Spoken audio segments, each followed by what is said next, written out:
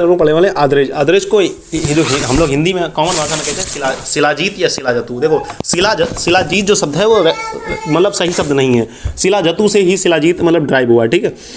शिला मतलब होता है पहाड़, जतु का मतलब होता है निर्यास, यानी पहाड़ों से निकलने वाला जो निर्यास है, यानी कि जो लिक्विड सब्सटेंस है उसे हम लोग शिलाजीत कहते हैं। शिलाजतु पहाड़ों को तोड़कर उसमें से बाहर आने वाला द्रव्य, यानी पहाड़ों को तोड़कर, यानी ये कहीं ना कहीं एक तरीके का मैग्मा जैसे निकलता है, वॉल्केनिक इरप्शन भी, उस तरीके से शिलाजीत भी निकलता है, ठीक है। ये लेकिन ये पहाड़ों की चोटियों पर पाया जाता है, इसलिए ये काफ़ी महंगा होता है, इसलिए इसे निकालना काफ़ी मुश्किल हो जाता है।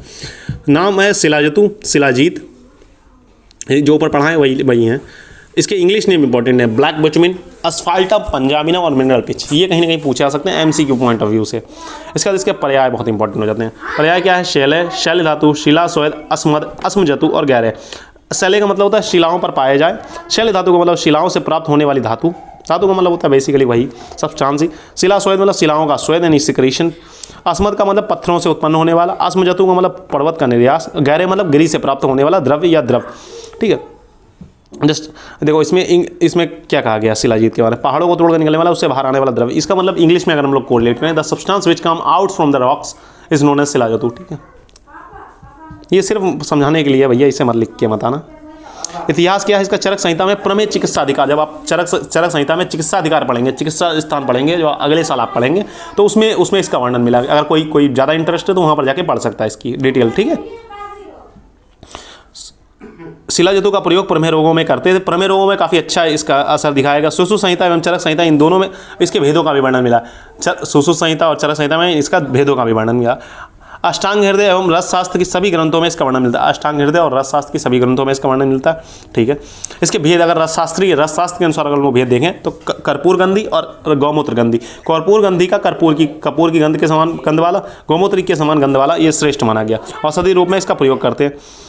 गौमूत्र की गंध वाले के दो टाइप्स होते हैं, सासत्व और नीरासत्व। सासत्व क्या होता है? सारयुक्त होता है, सारयुक्त होने वाले को मेडिसिन में इस्तेमाल करते हैं। और नीरासत्व जिसमें सार नहीं होता उसे क्या है, मेडिसिन की तरह इस्तेमाल नहीं करते। भेदों का वर्णन देखो, भेदों आप अगर ऐसे याद करेंगे तो अगर पूछेगा तो डाउट नहीं होगा आपको। कैसे? स्वर्ण, रजत, ताम्र, लोह, नाग, वंग, ये कुछ नहीं है, वो जो आपको पढ़ाए थे शुद्ध लोह वर्ग, मतलब लोह वर्ग पढ़ा, शुद्ध लोह, कनक, रजतम, भानु लोह, तम, तारम, हमें श्लोक द्वितीय मध्यम, नाग, वंग, विधानम। अगर बोला श्लोक याद किए हैं वही सारे दिए गए यहाँ पर, कुछ खास अलग से नहीं दिया गया। खाली लिखना है स्वर्ण आद्रिज, रजत, सोना, चांदी, तांबा, लोहा, नाग, लेड और टिन, ठीक है। और मॉडर्न कोरिलेशन निकाल। सुश्रुत संहिता में 6 माने हैं, ठीक है। अष्टांग हृदय में 6 माने हैं और चरक संहिता में 2 नहीं माने। कौन कौन से 2 नहीं माने? नाग और वंग, इन्होंने नहीं माना है, ठीक है। ये बात याद रखने वाली है। सुश्रुत संहिता को सिंपल सेम टू सेम उठा लिया। रस चिंतामणि ये किताब है रसशास्त्र की, और रसमाधीन है, ठीक है।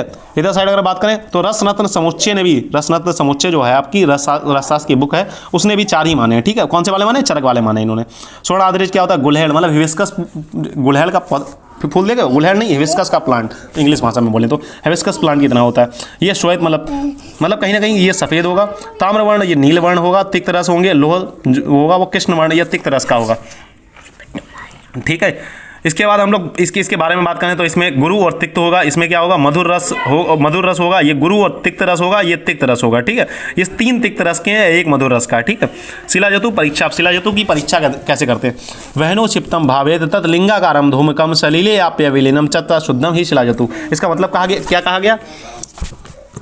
शिलाजतु को निर्धूम अग्नि पर डालने पर, देखो अगर आप उसे मतलब जो फ्लेम पूरी तरीके से शांत हो चुकी है, ठीक है, पर उसमें आंच है, उसमें अगर आप डालेंगे तो लिंगाकार, मतलब लिंग के आकार का बनेगा, ठीक है। मतलब एक तरीके से जैसे शिवलिंग होती है उस प्रकार का बनेगा, ठीक है।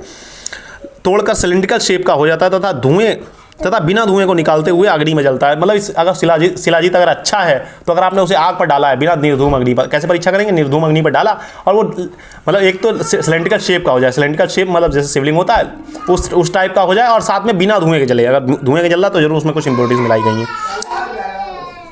पानी में डालने पर पानी में डूब जाता है, उससे शुद्ध शिलाजीत। देखो पानी पर अगर आप शिलाजीत डालते हैं तो वो डूब जाएगा, ठीक है। सलीले व विनिक्षिप्ता तब तंतु प्रसव कारिणी, ये दूसरे आचार्यों ने कहा। इस श्लोक को आप याद कर सकते हैं, बहुत अच्छी बात है। पानी में डालने या फिर हिंदी याद कर लें तो भी अच्छा काम चल जाएगा, ठीक है। पानी में डालने पर नीचे जाते हुए जो शिलाजीत है वो नीचे अगर जाएगा तो ऐसा लगेगा तुम्हें एक धागा से छोड़ता हुआ जा रहा है। तंतु प्रसव कारिणी, इसका मतलब पानी में डूबने पर नीचे जाते हुए तंतु के समान रेखा बनाता है, रेखा बनाएगा, ठीक है। शोधन कैसे करते हैं हम लोग? क्षार अम्ल गो जले धोतम शुद्ध तेनम शिलाजतु, यानी क्षार लेना है, अम्ल लेना है, गोजल माने गौमूत्र लेना है, धोतम माने प्रक्षालन करना है। इन सारी औषधियों को लेकर इसके साथ धो देंगे तो क्या होगा, क्षार अम्ल एवं गौमूत्र से प्रक्षालन कर लेने से शुद्ध शिलाजीत शुद्ध हो जाता है। प्रक्षालन मतलब क्या होता है, नॉर्मली धोना है, ठीक है, कुछ खास नहीं है। सेकंड मेथड में क्या होता है, इसमें गौदुग्ध ले लो या त्रिफला क्वाथ ले लो या फिर भृंगासुर ले, इनमें से कोई एक लेना है, उसके बाद प्रक्षालन कर देना तो शुद्ध हो जाएगा। तीसरी मेथड में क्या होता है, क्षार अम्ल प्लस गुगलू, इनके साथ स्वेदनी यंत्र में रखकर स्वेदन करने से शिलाजीत तो शुद्ध हो जाती है। ये थोड़ा इंपॉर्टेंट हो गया। मेथड नंबर थर्ड जो है वो इंपॉर्टेंट है, ठीक। फर्स्ट वाला इंपॉर्टेंट और थर्ड वाला इंपॉर्टेंट, सेकंड वाला आप चाहें तो छोड़ भी सकते हैं, ऐसा सच इंपॉर्टेंट नहीं है, ठीक। सूर्यतापी विधि, इसके बाद हम लोग शोधन के बाद क्या करते हैं, सूर्यतापी विधि क्या करते हैं, जो उसमें मॉइस्चर कंटेंट रह गया, मॉइस्चर कंटेंट को उड़ाने के लिए हम लोग सूर्यतापी विधि करते हैं। सर्वप्रथम अशुद्ध शिलाजतु को जब कोट कर ले, ठीक है, फिर उसे त्रिफला क्वाथ में मिलाएं। शिलाजतु जल में घुलनशील है, मतलब शिलाजतु क्या होता है, कहीं ना कहीं वाटर में डिजॉल्व हो जाता है। वाटर में डिजॉल्व होगा तो पत्थर आदि कण नीचे आ जाएंगे, तो उसे सूती बस से छान लिया। अब शिलाजतु युक्त जल को प्राप्त करें। इस जल भाग को, शिलाजतु युक्त जल भाग को सूर्य की रोशनी में रखें, ठीक है, सूर्य की रोशनी में रखा, मलाई जैसी परत निकलेगी उसे उठा लेना है। फिर एक बार मलाई जैसी परत को पुनः सूर्यताप करें, शुद्ध शिलाजतु। इस प्रोसेस को लगभग 4 बार करने से, किताबों के हिसाब से 4 बार करने से क्या होता है, शिलाजतु शुद्ध हो जाता है। ये प्रोसेस जो होता है वो टाइम कंज्यूमिंग होता है। आजकल फार्मेसीज वगैरह क्या कर रहे हैं, आजकल फार्मेसी वगैरह ये कर रहे हैं कि अग्नितापी विधि कर रहे हैं, वो सूर्य का इंतजार ही नहीं करते। अब मान लो तुमने ठंड में बना रहे हो, ठंड में तो सूरज 3-3 दिन नहीं दिखता, तो क्या आप शिलाजीत नहीं बनाओगे। फार्मेसी वगैरह क्या करती है, अग्नितापी विधि करते हैं। अशुद्ध शिलाजतु को लेती हैं, त्रिफला क्वाथ को लेती हैं, उसे प्रक्षालन करती हैं, जलभाग को अग्नि पर रख देते हैं, मलाई जैसा पदार्थ प्राप्त होता है। इसे 4 बार करने से, ये जो मॉडर्न वाला है, मतलब अभी जो कर रहे हैं, सूर्यतापी विधि पुराने रेफरेंस में दी गई है, ठीक है। उसके बाद हम लोग पढ़ते हैं, AIPGT में पूछ सकता है कि इसकी मारण क्यों नहीं करते हैं। इसका शिलाजतु का शोधन के बाद सेवन करते हैं, मारण करने से शिलाजतु भस्म बन जाएगी, चिकित्सा उपयोग के लिए उपयुक्त नहीं है। ये AIPGT में पूछ सकता है, नॉर्मली आपके लिए तो इंपॉर्टेंट नहीं है। सत्वपातन नहीं करते, क्योंकि जब सत्वपातन करेंगे तो भस्म बन जाएगी, उससे सत्व निकलने नहीं इससे, ठीक है। मात्रा किससे, 2 से 8 रति EFI के अनुसार है। आचार्य चरक ने एक कर्स बताई है, मात्रा देखो, आचार्य चरक और प्रयोग विधि, और इन्होंने मात्रा के आधार पर दो प्रवर मात्रा, मध्यम मात्रा, अवर मात्रा। अवर मात्रा में क्या 1 कर्ष, मध्यम मात्रा में क्या आधा तोला, और अवर मात्रा में, प्रवर मात्रा में है 1 तोला, ठीक है। 1:2:4 का रेशियो चलेगा इनका। इधर बात प्रयोग विधि में देखें तो प्रबल काल, मतलब मैक्सिमम आप 7 वीक्स तक इस्तेमाल करते हैं, मिनिमम आप 1 वीक तक इस्तेमाल कर सकते हैं, ठीक है। अगर कोई ज़्यादा बड़ी प्रॉब्लम है, प्रमेय बहुत ज़्यादा है, तो आप 7 हफ्ते तक इस्तेमाल कर सकते हैं, उससे ज़्यादा नहीं कर सकते, ठीक है। 7 हफ्ते तक और मिनिमम 1 हफ्ते तक, मध्यम 3 हफ्ते तक, ठीक है। शिलाजतु के गुण, अब शिलाजीत के हम लोग गुण पढ़ने वाले हैं, ठीक है। शिलाजीत के क्या क्या गुण हैं, ना सुअस्थि रोगो भुवि साध्य रूपा शिला हेम ताजन, ये आचार्य चरक ने कहा है, ये बहुत इंपॉर्टेंट श्लोक है। इसका क्या है, ऐसा कोई भी साध्य रोग नहीं, मतलब ऐसी कोई भी क्योरेबल डिसीज नहीं है जो शिलाजीत से शांत ना की जाए। सोचो शिलाजीत कितना गुणकारी, हम लोग शिलाजीत का अलग ही मतलब निकालते हैं, वो अलग मतलब नहीं है भाई। शिलाजीत बहुत गुणकारी पदार्थ है। उसके गुण का काम बल है, बल मतलब बलवान कर देगा आपको। 6 रोगों का नाम, इमिकेशन मतलब टीवी में इस्तेमाल होगा, मेदो रोग में इस्तेमाल, मोटे को पतला कर देगा, पतले को मोटा कर देगा, ठीक। अगर कोई आदमी बहुत दुबला पतला है तो अगर वो शिलाजीत का सेवन करता है। अनुपान अलग अलग, अनुपान वहाँ पर इंपॉर्टेंट हो जाता है, किसके साथ ले रहा है। अगर देखो शिलाजीत, अगर आदमी मोटा है तो मोटे को अगर पतला करना है तो अलग अनुपान होगा, अगर पतले को मोटा करना है तो अलग अनुपान होगा, ठीक है। मोटा भी करता है आदमी को और पतला भी करता है, ठीक है। उसका उदर रोग मतलब पेट में अगर कोई बीमारी है, हृदय रोग में कोई बीमारी है, रसायन की तरह आवाजीकरण, एफ्रोडिक प्रॉपर्टी भी है इसके पास। अशुद्ध शिलाजतु सेवन जन्य विकार, देखो जो फायदा हो रहा है, दाह हो सकता है, मूर्छा हो सकता है, भ्रम हो सकता है, रक्तपित्त हो सकता है, क्षय हो सकता है, अग्निमंद हो सकता है, विमंद हो सकता है, यही रोग हो जाएंगे। ऊपर वाले जितने भी रोग हैं वो उधर उठा के डाल दें। देखो ट्रिक है याद करने का, वैसे तो याद ही करना है। अगर किसी को नहीं याद रहता है कि सर हम विकार कैसे लिखेंगे, तो विकार लिखने का सबसे ईजी ट्रिक है, ऊपर वाले जो भी दिए गए हैं, तो जैसे वल्ल है वल हानि, क्षय रोग है क्षय रोग कारक, मेदो रोग कारक, उदर रोग कारक, हृदयशूल कारक, रसायन रोगीकरण तो एक प्रॉपर्टी है, वो नहीं लिख सकते इसमें, ठीक।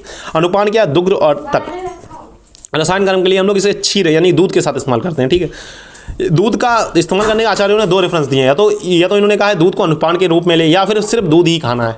2 अलग अलग आचार्यों ने कहा है। अग्निवर्धक, अगर आपको अग्नि बढ़ानी है तो इस मरीच चूर्ण, मतलब मरीच क्या होता है, पाइपर लौंगम के साथ, मरीच चूर्ण के साथ 7 दिन तक सेवन करना है। पथ्य क्या है, दुग्ध और तर्क जो अनुपान है। अपथ्य क्या है, व्यायाम नहीं करना, आताप सेवन मतलब धूप में नहीं बैठना है। कुल्थी की दाल नहीं खानी है। काकमाची नहीं खाना, काकमाची मैंने कर रखा है, काकमाची को आपको याद करना ही पड़ेगा, ठीक है। इसके बाद होता है इसके विशिष्ट योग। विशिष्ट योग क्या क्या है जो हम लोग पढ़ चुके हैं। आरोग्यवर्धनी बटी पढ़ चुके हैं, चंद्रप्रभा बटी पढ़ चुके हैं, शिलाजतु बटी तो हो गई शिलाजीत, और शिवा गुटिका, ठीक है, ये इसके विशिष्ट योग हैं, ठीक है।